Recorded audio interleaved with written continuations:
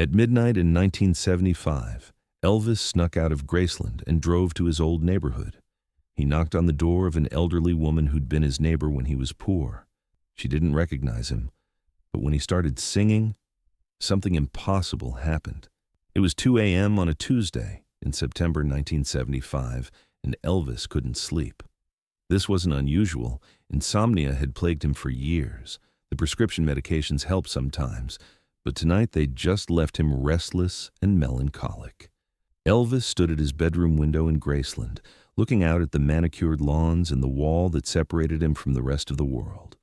He was the most famous man in America, living in a mansion with everything he could possibly want, and he'd never felt more alone. On impulse, Elvis grabbed his keys, put on a simple jacket and baseball cap, and slipped out a side door. His security team was used to his late-night drives, but tonight he didn't tell anyone where he was going. Elvis drove through the dark Memphis streets toward North Memphis, toward Lauderdale Courts, the public housing project where his family had lived from 1949 to 1953. The neighborhood looked different now, run down in ways it hadn't been even when it was poor. He wasn't sure why he was going there. Just a pull toward something familiar, something real, something from before his life became this strange performance he could never step away from. Elvis parked his car and walked the streets he'd walked as a teenager. The basketball court where he'd played, the corner store where his mama used to buy groceries on credit, the laundry room where Gladys had washed clothes for neighbors to earn extra money. Then he found himself standing in front of 185 Winchester Avenue. The apartment where his family had lived was dark, but in the window of the apartment next door, where Mrs. Evelyn Harris had lived, there was a soft light. Mrs. Harris. Elvis remembered her vividly. She'd been in her 60s when Elvis was a teenager, which meant she'd be in her 80s now. She used to bring over biscuits when she knew the Presleys hadn't eaten. She'd let Elvis practice his guitar on her porch when Vernon complained about the noise. Without fully understanding why, Elvis knocked on her door. It took several minutes before he heard shuffling footsteps. The door opened a crack, and an elderly woman peered out suspiciously. "Mrs. Harris, it's me, Elvis Presley. I used to live next door." The woman looked at him blankly. She was much older now, tiny and frail, with white hair and confused eyes. "I don't know any Elvis," she said. "Are you from the church?" Elvis's heart sank a little. "No, ma'am, I'm an old friend from a long time ago. I was in the neighborhood and saw your light on. I just wanted to say hello." Mrs. Harris studied him for a long moment. She seemed uncertain, caught between fear of a stranger and a flicker of something familiar she couldn't quite place. "It's very late," she said. "I know, ma'am. I'm sorry. I shouldn't have disturbed you." Elvis started to turn away, but Mrs. Harris surprised him. "Would you like some tea? I can't sleep tonight either. The house feels too quiet."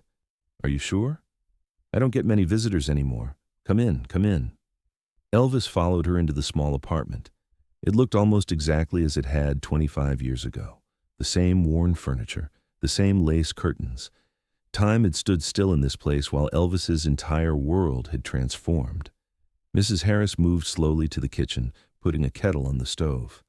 Elvis sat at the small kitchen table, the same table where he'd eaten biscuits as a hungry teenager. "What did you say your name was?" Mrs. Harris asked as she prepared the tea. "Elvis, ma'am." She shook her head slightly. "That's an unusual name. I knew a boy named Elvis once, long time ago. He was always singing. His mother worried he'd never amount to anything, spending all his time with that guitar." Elvis felt his throat tighten. She was talking about him but didn't know it. "What happened to that boy?" Elvis asked gently. Mrs. Harris brought 2 cups of tea to the table and sat down. "I don't remember. I don't remember much anymore. My daughter says I have Alzheimer's, says my memory is going.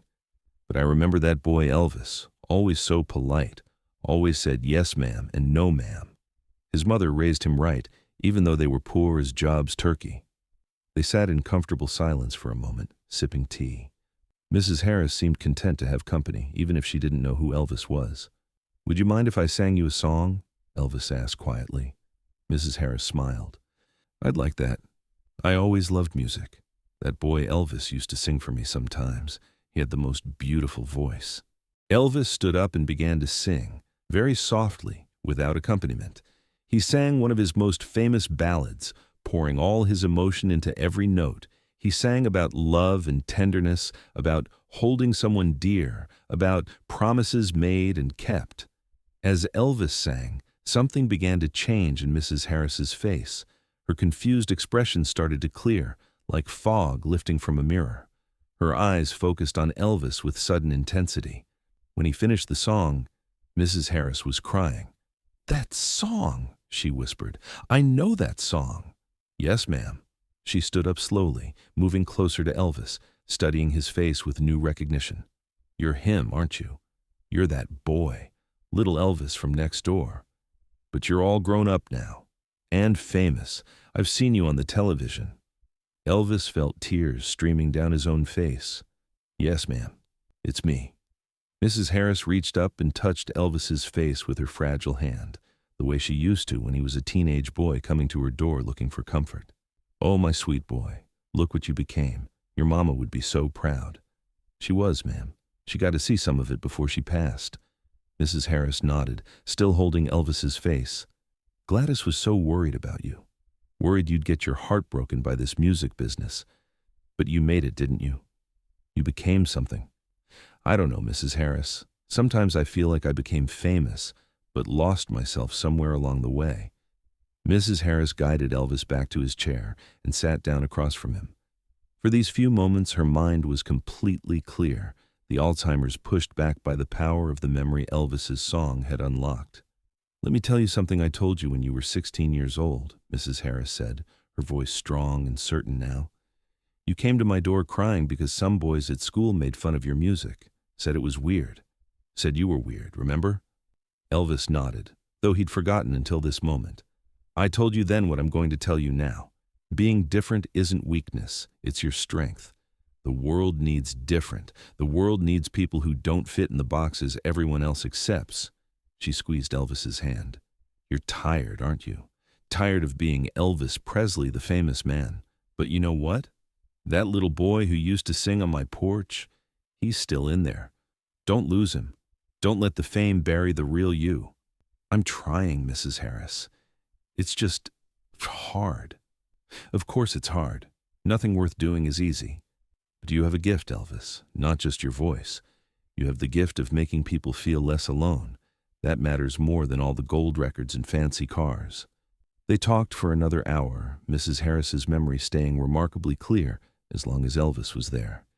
She told him stories from his childhood that he'd half forgotten, reminded him of the boy he'd been before the world knew his name. But gradually, Elvis could see the fog returning to her eyes. The Alzheimer's was reclaiming its hold. "I should let you get some rest, Mrs. Harris," Elvis said gently. She looked confused again. "Have we met before?" "A long time ago, ma'am. You were very kind to me." Elvis stood to leave, and Mrs. Harris walked him to the door. At the threshold, she stopped him. "That song you sang," she said, the confusion still clouding her features. "It reminded me of someone. A boy I used to know. I think he's famous now, but I can't remember his name." "Elvis, ma'am. His name was Elvis." She smiled. "That's right. Elvis. If you see him, tell him Mrs. Harris says hello. Tell him she remembers the biscuits and the songs on the porch. Tell him she's proud of him." "I will, ma'am. I promise." Elvis drove back to Graceland as the sun was rising, his heart full of something he hadn't felt in a long time. Not happiness exactly, but something close to peace. For 1 hour, he hadn't been Elvis Presley, the superstar. He'd been Elvis, the boy from Lauderdale Courts, sitting in a kitchen drinking tea with a kind neighbor who'd shown him love when his family had nothing. Elvis began visiting Mrs. Harris regularly after that night, always late at night when fewer people would notice. He never announced himself as Elvis Presley. He'd just knock and say he was a friend from the old days. Sometimes Mrs. Harris recognized him. Most times she didn't. But it didn't matter. Elvis would sit with her, drink tea, talk about nothing in particular. And sometimes he'd sing. Each time he sang, even if just for a few moments, something would clear in Mrs. Harris's eyes. The music would unlock memories that Alzheimer's had locked away. She'd remember the boy next door, the struggling family, the dreams of something bigger. Elvis never told anyone about these visits. They were private, sacred even. This wasn't Elvis Presley doing charity. This was Elvis doing something for himself, connecting to who he'd been, remembering where he came from. Mrs. Harris passed away in December 1975, just 3 months after Elvis's first midnight visit. Her daughter found Elvis's phone number in her mother's address book and called to tell him. "I don't know how my mother got your number," the daughter said, confused. But she wrote next to it, "The boy who sings. She talked about you in her last days, said you reminded her of someone she used to know." Elvis attended Mrs. Harris's funeral, wearing sunglasses and sitting in the back. Afterward, he spoke to her daughter. "Your mother was very kind to me when I was young," Elvis said. "She gave me biscuits when we were hungry and let me practice guitar on her porch when my daddy couldn't stand the noise. She never judged us for being poor. She just treated us like we mattered." The daughter wiped her eyes. She had Alzheimer's. The last few months were hard, but there were these moments where she'd become completely clear. She'd talk about a boy named Elvis who used to live next door. "I thought she was confused, mixing up memories and television. I didn't realize—" She remembered, Elvis said quietly. Even when she couldn't remember her own daughter's name, she remembered the music. That's what music does. It reaches parts of us that nothing else can touch. The story of Elvis's midnight visits to Mrs. Harris remained largely unknown for decades. Elvis never spoke about it publicly. Mrs. Harris's family didn't realize the full significance until years later. But in the 1990s, Mrs. Harris's daughter found a box of her mother's belongings. Inside was a small journal where Mrs. Harris had been writing during her struggle with Alzheimer's. Simple notes to help her remember things. One entry, dated September 1975, read, "A man came tonight, said he was Elvis from next door. I didn't believe him at first, but then he sang and I remembered everything. The little boy with the guitar, the family with no money, Gladys bringing me eggs when their chickens laid, Elvis practicing on my porch. I remember it all now. He's so famous now, but still so sad. I told him not to lose the boy he used to be. I hope he listened." Mrs. Harris's daughter donated the journal to Graceland's archives. It became part of a small exhibit about Elvis's connection to his old neighborhood and the people who'd known him before fame.